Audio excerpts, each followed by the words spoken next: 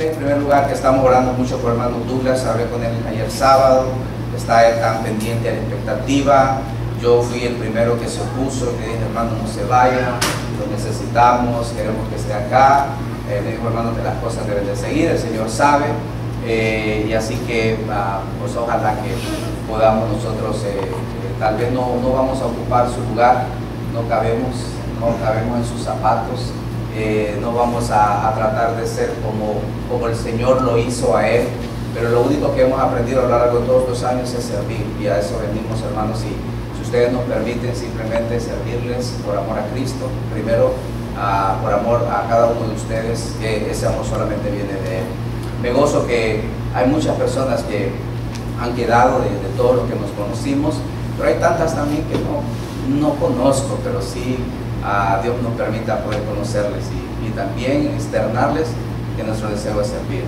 Y así estamos, hermanos. Oramos al Señor por ustedes siempre, con la iglesia de San Jorge, que también queremos involucrarnos.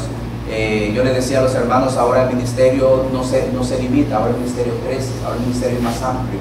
El ministerio ahora requiere de muchos obreros, y yo sé que aquí hay capacidades y dones y talentos que Dios ha dado y que también son necesarios e importantes para este gran ministerio que es Iglesia Bíblica Bautista, tomando en cuenta a los hermanos de allá de San Jorge, del Diviso, tomando en cuenta a los hermanos de la 6 de Mayo. Hay tantos hermanos sirviendo allá, así que nos vamos a unir y vamos a fortalecer el ministerio, levantar y preparar en el nombre del Señor más obreros, más pastores, más líderes, más gente llamada a poder ir y dar las buenas nuevas y a poder contribuir con el Evangelio. Así que, hermanos, esas son mis palabras de agradecimiento para con ustedes. Así que vamos a lo que es interesante, la lección de hoy, el mensaje de la palabra de Dios. Quiero abrir en esta ocasión mi Biblia, y que todos la podamos abrir en el libro de Juan, el Evangelio según San Juan, en el capítulo número 4. Vamos a compartir de esta porción. Agradecemos a las personas también que se conectan a través de internet y pueden ver y escuchar estos mensajes, y que esperamos y oramos al Señor que puedan también recibir bendición en sus vidas. En el libro de Juan, en el capítulo número 4, quiero compartir esta porción pensando en lo que realmente es la iglesia, pensando en lo que debería de la iglesia pensar, y es acerca de la obra en sí, que requiere de obreros, y que hay lecciones que todavía podemos aprender y entender como obreros, aún por toda la experiencia que tengamos, y tal vez algunos tengan poca experiencia o mucha experiencia, pero siempre hay lecciones que aprender. Los discípulos anduvieron con el Señor Jesucristo 3 años, dicen los entendidos en esto, y el Señor siempre estuvo hablando a ellos. Jesús siempre estuvo enseñándoles, siempre estuvo diciéndoles y dándoles lecciones que a algunos les costó aprender, otros nunca aprendieron, pero siempre estaba repitiendo y repitiendo las mismas cosas. Así que yo quiero compartir algunas de ellas, y las encontramos ahí en el libro de Juan, aún por muy experimentados que nosotros parezcamos. En el capítulo número 4, situémonos ahí. Vamos a leer primero el verso 1 al verso 3, y luego nos vamos a saltar y luego vamos a orar. Juan capítulo 4, amén todos. Amén.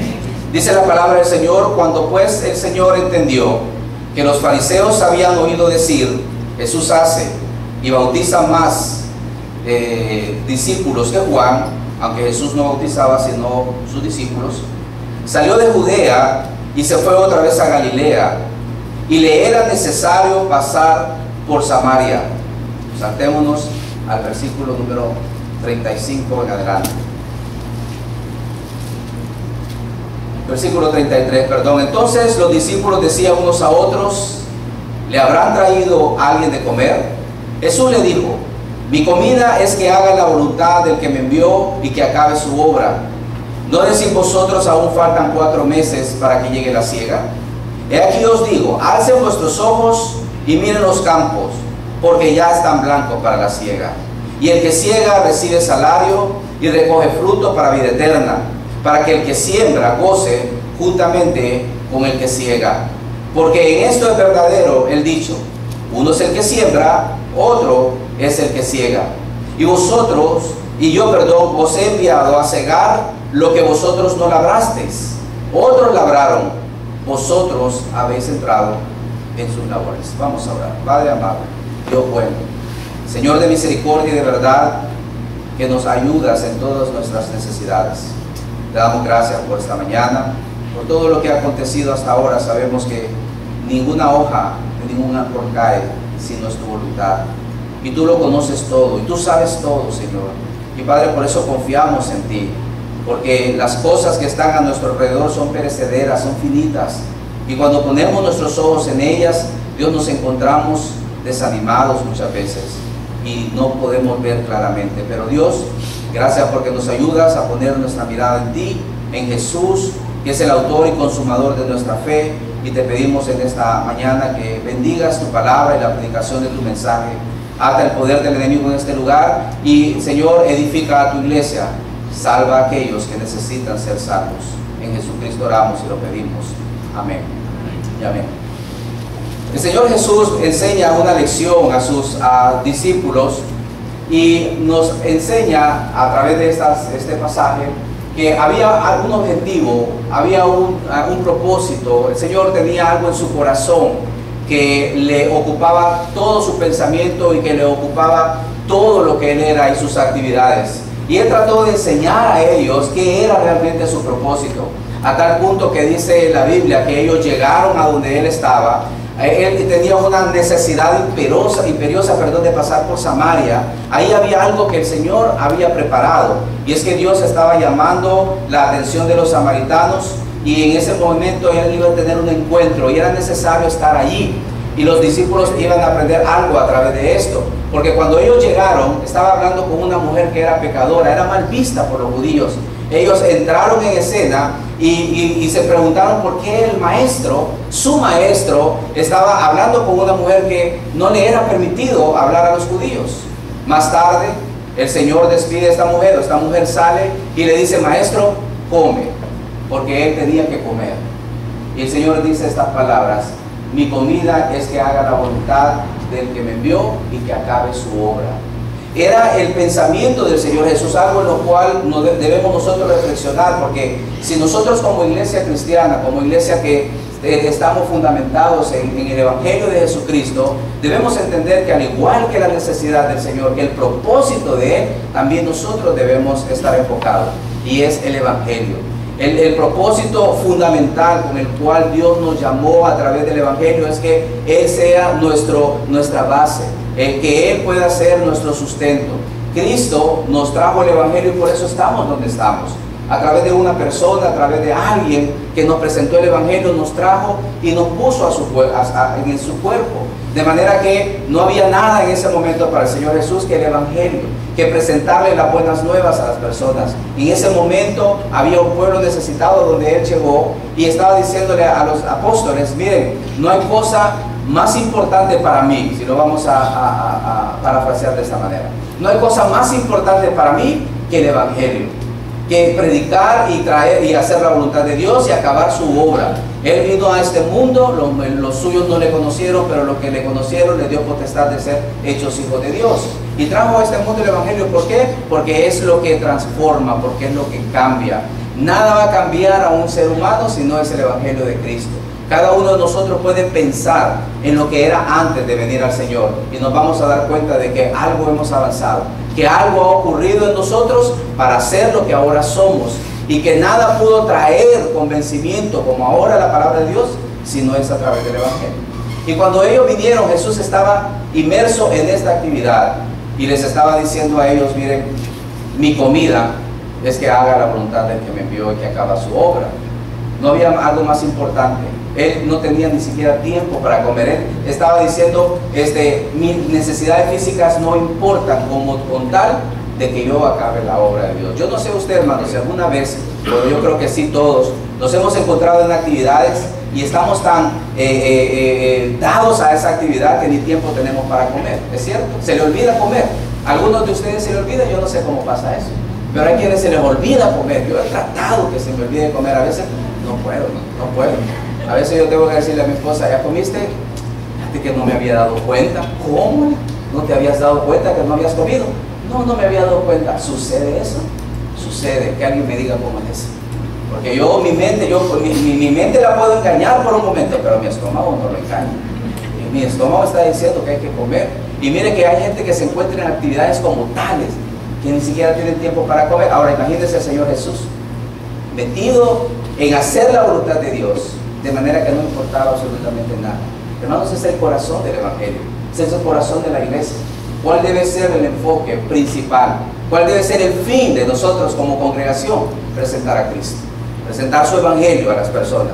Cualquier actividad de ministerio, cualquier actividad de la iglesia debe ser con el fin de poder mostrar, sea reunión de varones, sea grupos familiares, sea a través de los discipulados, escuelas dominicales, cualquier actividad. Nuestro fin último debe ser presentar a Cristo. ¿Por qué? Porque eso fue lo que nos trajo acá.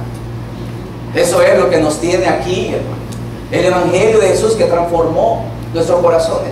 Si ustedes me hubieran conocido antes de lo que dice el hermano, si el hermano fue benevolente conmigo, él no les habló de que también peleaba por acá. Él no les habló de que de repente me quise ir un día de la iglesia. Él no les habló que yo un día me decepcioné, que un día peleé. Él no les habló de eso. Pero todo esto es, el Señor ha ido transformándolo y va transformándolo. Y sigue transformándolo. Y eso es lo que lo ha cambiado a usted, que lo cambia y que puede transformar la vida de una persona. El Evangelio. ¿Dónde debe estar, centrada nuestro propósito como iglesia? Presentar a Cristo. Presentar la salvación que viene por Cristo, el arrepentimiento de los pecados, y las personas que reciben a Jesús, comienza un cambio automático en su corazón, que luego puede durar tiempos y va durando y dura toda una vida, porque el que comienza la obra de nosotros la perfecciona. ¿Pero hasta cuándo? Hasta el día de Jesucristo.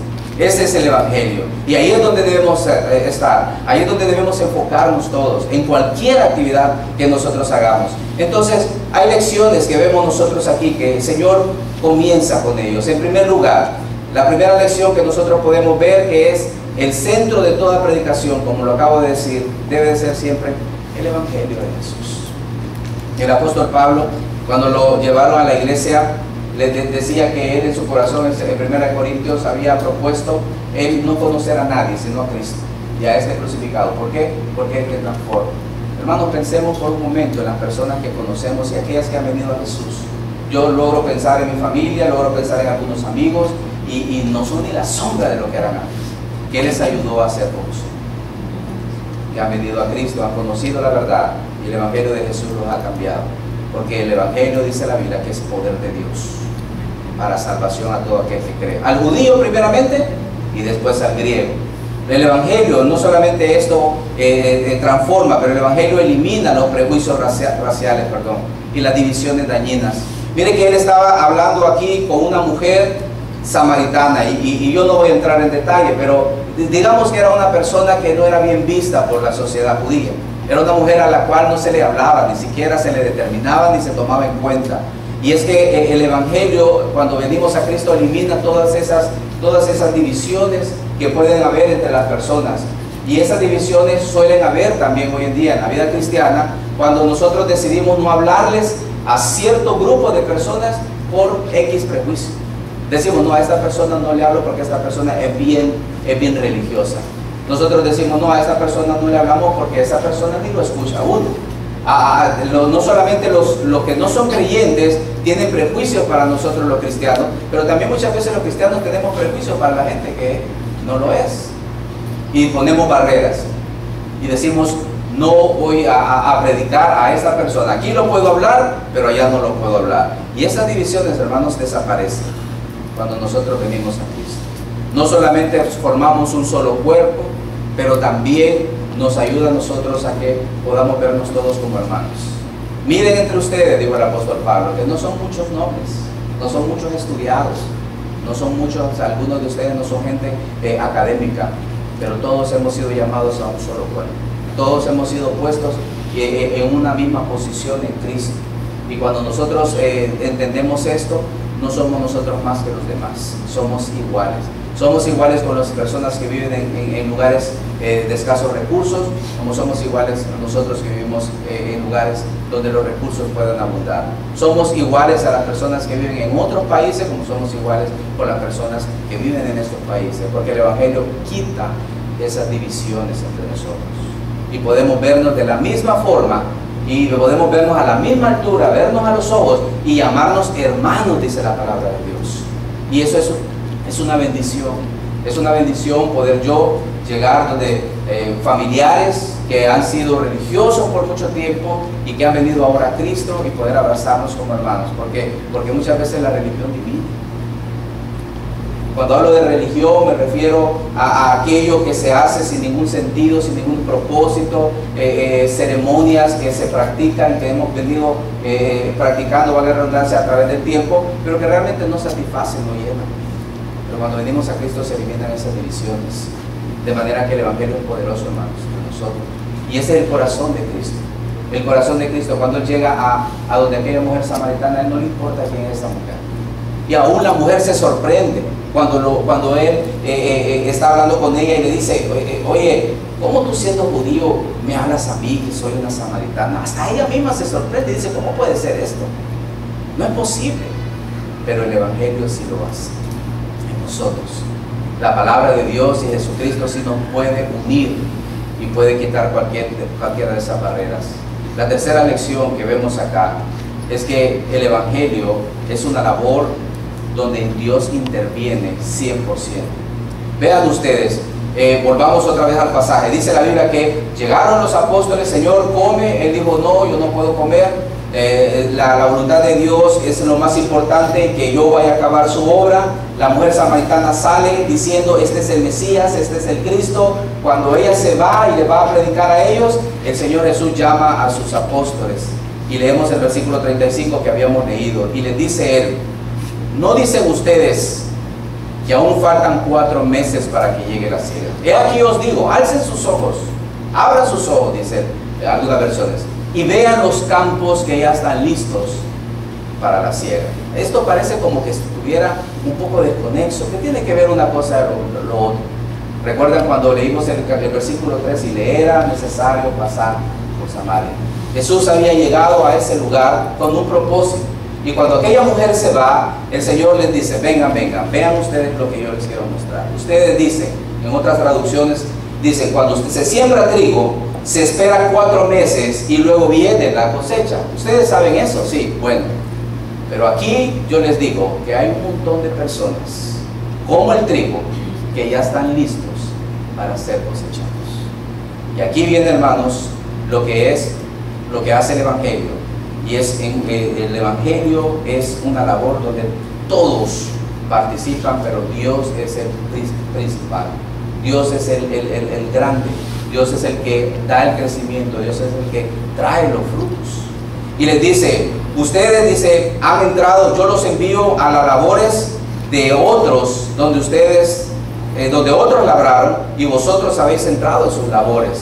Él les está diciendo, miren, en primer lugar tienen que entender, el Evangelio es como una semilla que se siembra.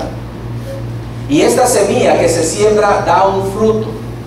Y luego ese fruto es recogido para vida eterna. El versículo 33. Y luego dice, hay personas que ciegan y reciben salario y recogen fruto para la vida eterna. Pero también hay personas que siembran. Y estas personas que siembran, juntamente con las que ciegan, son de igual estima para Dios y para el Evangelio. ¿Por qué? Porque ambas hacen su parte. Hermanos, cuando yo llegué hace 17 años ya casi a San Jorge, había una labor ya hecha.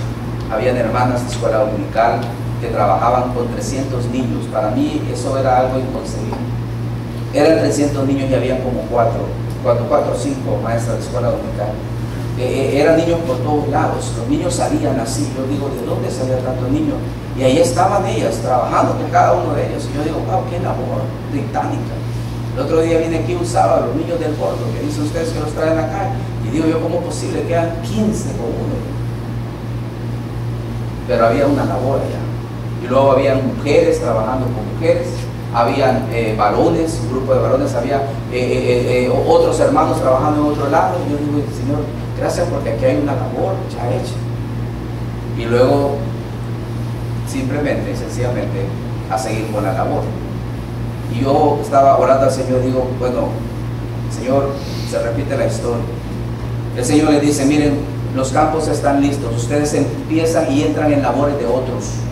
Lo que ustedes no hicieron, lo van a cosechar. Y es que el Evangelio así es, hermanos. Muchas veces simplemente es de sembrar. Uno no mira fruto. Tuve la oportunidad y el privilegio de ir allá al paraíso. Ahorita los hermanos están sembrando. Y hay que sembrar, seguir sembrando. Y hay que seguir labrando la tierra. Irán dando y llorando el que lleva la preciosa semilla. Dice, más volverá con regocijo trayendo sus preciosas gavillas. Porque hay que sembrar y hay que seguir y hay que trabajar. Esta iglesia, no recuerdo cuántos años tiene, pero ha sido de 39. Ha sido de mucho sacrificio, de mucho trabajo. Ha sido de arduos desvelos, ha sido de arduo sacrificio. Se ha dado tanto, ¿verdad? Yo en el 90 que estuve por acá y comenzamos y ha sido de trabajar y ahora veo frutos saliendo. Es una bendición, pero también estamos en las labores de alguien que ha trabajado y hay que continuar el trabajo. Y el Señor les enseñó y les dijo, miren, el campo y el Evangelio es como dar la semilla, es como poner la semilla. Y vamos a sembrar y otros van a recoger. Y algunos empezamos nosotros a poner diferencia, pero el Señor le dice, mire, uno es el que siembra, otro es el que ciega, pero ambos, versículo 36, y el que ciega recibe salario, dice, y recoge fruto para la vida eterna. Ese es el pago, ¿verdad? El alma que se salva, para que el que siembra se goce juntamente con el que ciega, porque en esto es el verdadero dicho. Uno es el que siembra y otro es el que ciega. Yo os he enviado a cegar lo que vosotros no labrasteis, otros labraron y vosotros habéis entrado a sus labores. Cuando Cristo llegó, Él sabía que era el momento de la siembra. Cuando Cristo llegó y cuando dice la Biblia le era necesario pasar por Samaria, es porque Él sabía, Dios en su voluntad y en su providencia le había dicho y había comunicado que era el momento, que esa gente estaba lista. ¿Cómo lo sabemos? Porque cuando la mujer va y dice, vengan lo que me ha dicho este hombre, este es el Mesías que esperamos, dice que la gente se volcó y vino donde Él. Y luego dice que ya no creían por la palabra de la mujer, ahora estaban viendo realmente, diciendo que este es el Mesías. De alguna manera el Señor había sembrado en la vida de ellos, alguna persona había hablado, alguien le había dicho, y luego el Señor Jesús estaba recogiendo los frutos. Es precioso recoger frutos. Es bonito simplemente ir y agarrar el fruto y comerlo y decir, ya está listo, qué sabroso. Y se goza uno. Pero también es precioso sembrar. Es lindo sembrar, porque cuando uno mira después, o cuando uno ve el potencial que hay ahí, uno se goza. A veces llegan los niños de escuela dominical allá, ¿verdad? Los niños son de áreas rurales, ¿verdad? Vienen a veces sucios, a veces vienen con enfermos, ¿verdad? Y se acercan, hola, pastor, me abrazan la pierna, hola, papá, ¿cómo está? Y cuando lo miro me da sentimiento, porque yo digo, yo no sé quién está aquí, yo no sé. Puede ser un hombre que se ha levantado en esta hora, como lo hay ahora. No debemos menospreciar a ninguno de los hermanos, a ninguno, por muy humilde, muy sencillo, por muy niño que sea, porque no sabemos esta siembra que se está haciendo en ellos, el resultado que va a dar. Pero debemos gozarnos en sembrar en estos niños, debemos gozarnos en sembrar en estos muchachos, estos jóvenes. ¿Quién iba a decir? Yo vine de 15 años acá y yo recuerdo todavía, nosotros hacíamos los cultos ahí. Este era el salón donde estaba. Voy a trasladarme un rato. Aquí había una gran acera, de portón a portón, 6 palos, o 6 árboles de almendras. Y yo me ponía a barrer las hojas mientras todos estaban en el culto. Me ponía a rastrear. Y salía esta hermana preciosa que está ahí, Ana Olga. Y me decía, hermano, no hagas eso. Me regañaba, no hagas eso, estamos en el culto, respeta. No me decía hermano, porque no era ni hermano, era impío. Muchacho. Y ahí yo me iba tranquilito, me iba para atrás, esperaba que todos terminaran. Terminó el culto, estos aleluya, era que van a terminar. Terminaba y luego yo limpiaba. Y luego continuaba mi vida. Pero alguien sembró en mí. Hermano Manuel Pong, me acuerdo. Dios está en la presencia del Señor. Alguien sembró en mí, una mujer que está allá, se llama Manuel. Sembró en mi gente, empezó a sembrar. Y Dios comenzó que esa semilla comenzara a germinar. ¿Quién iba a decir? Nadie. ¿Quién iba a decir este muchacho que llegó iba a hacer algo y que el Señor lo iba a usar? Nadie. Hermano, ¿quién va a decir que estos jóvenes, todos los que están acá, que estos niños que están acá, van a ser realmente los obreros que Dios va a levantar en esta iglesia y va a enviar a otros lugares, a otros países, y va a llevar la semilla del Evangelio, y el Evangelio se va a seguir perpetuando, porque el Evangelio es poderoso, el Evangelio transforma, el Evangelio hace la obra interna en el corazón de cada uno de nosotros. Uno siembra, gócense con los que siembran, otros van a cosechar, gócense, porque los que siembran y los que cosechan igualmente son. No tienen que buscarlo, pero también en la Biblia nos dice en Corintios, cuando el apóstol Pablo tuvo que increpar a la iglesia porque se estaban peleando los hermanos. Habían hermanos poderosos en la iglesia de Corintios. Uno se llamaba Cefas, que era Pedro, y el otro se llamaba Apolos. Y Apolos era un predicador vehemente. Cuando nosotros lo leemos en el libro de los Hechos, dice la Biblia que predicaba con vehemencia y la gente era convencida. Y había en la iglesia estos dos hombres predicadores famosos, poderosos en predicación. Y la iglesia se encuentra diciendo, yo soy de Cefas, decía, porque Cefas había ganado a Cristo. Y otro decía, no, yo soy de Apolos, porque Apolos era un hombre que los llevaba y los pastoreaba. Y otros decían, no, yo soy de Pablo, porque yo fui ganado a Pablo. Y entonces el apóstol Pablo viene y le dice, ¿quiénes son Cefas? ¿Quién es Apolos? Servidores son nada más. Servidores. Yo sembré, yo puse el fundamento, dice el apóstol. Pero otro fue el que edificó, otro fue el que hizo la obra. Pero ambos igual juntamente. Dice Corinto, yo planté, Apolo regó, pero el crecimiento lo ha dado a Dios. Entonces, para que no se pelearan los hermanitos, en Corinto les dice, así que ni el que planta es algo, ni el que riega, sino ¿quién? Dios, el que da el crecimiento. ¿Quién es el grande, hermanos, entre nosotros? Dios, es el que da el crecimiento. ¿Quién es el que los ha hecho crecer? ¿Quién es el que nos hace crecer? Es Dios. Ahora se necesitan muchos que rieguen, se necesitan muchos que planten, se necesita también segadores. Y estos reciben salario igualmente. Y ahí les dice el Señor a sus apóstoles, ustedes han entrado en las labores de otros. ¿Para qué? Para que continúen la obra. Y aquí muchos han venido, hermanos, en labores que ya han hecho, que ya está hecha. Pero ustedes han venido a cegar y también han venido a sembrar. Ninguno es más importante que otro, porque el que siembra y el que ciega una misma cosa son. Y para terminar, el fruto del Evangelio es el resultado poderoso. ¿Por qué? Porque una semilla sembrada en el corazón de una mujer fue suficiente, en este caso de esta mujer samaritana, fue suficiente para poder ir y hacer que otras personas viniesen a los pies de Jesús. Vengan, vengan, he encontrado a alguien que me ha hablado y me ha dicho la verdad. Nadie más puede realmente llegar al corazón como solamente Jesús, porque Jesús le había increpado en ese momento y le había dicho, mujer, llama a tu marido. Ella le dijo, no tengo, bien has dicho, 5 has tenido. ¿Quién se lo contó? Jesús es el único que puede llegar al corazón, abrir ese corazón y esa mente y poder hacerlo liviano y poder hacer que nazca de nuevo una persona. Eso la convenció. Eso fue lo que abrió su mente y dijo, este hombre es el Mesías y tengo que decirlo. Y fue a decir, y vinieron personas a los pies del Señor. Y esta persona, dice la Biblia, que fue tanto el gozo y la gracia de Dios en la vida de esta gente, que se quedaron ahí 2 días, hablando y predicando la palabra del Señor. Hermanos, este es el poder del Evangelio. Y esto es lo que nosotros como iglesia tenemos. No es lo único, es lo más poderoso. Es lo que nosotros debemos anunciar y eso es lo que nosotros debemos predicar y expandir. Y el Señor va a añadir. Y los frutos vendrán como resultado de esto.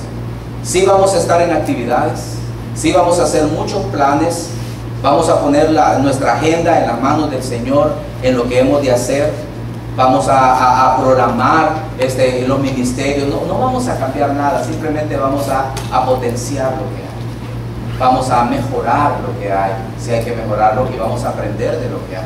Estoy emocionado por esos discipulados que se van a dar, no sé desde cuándo, ¿verdad? Yo miré por ahí unos papelitos de anotarse los discipulados. Yo estoy emocionado, hermano, estamos bien. Estamos enfocados de la manera que debemos estar enfocados. Y lo que va a transformar y cambiar la vida de las personas es Jesús.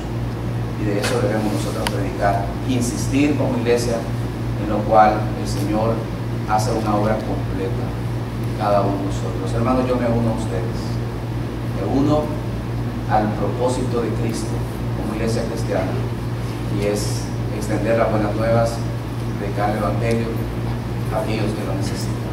Incline su rostro, cierre sus ojos por un momento. Yo solamente quiero terminar diciendo, si hay alguien aquí, hay alguna persona que ha entendido el mensaje, que comprende que nada más transforma el corazón, que pueden haber intentos, que pueden haber deseos de cambios, pero no ha existido nada.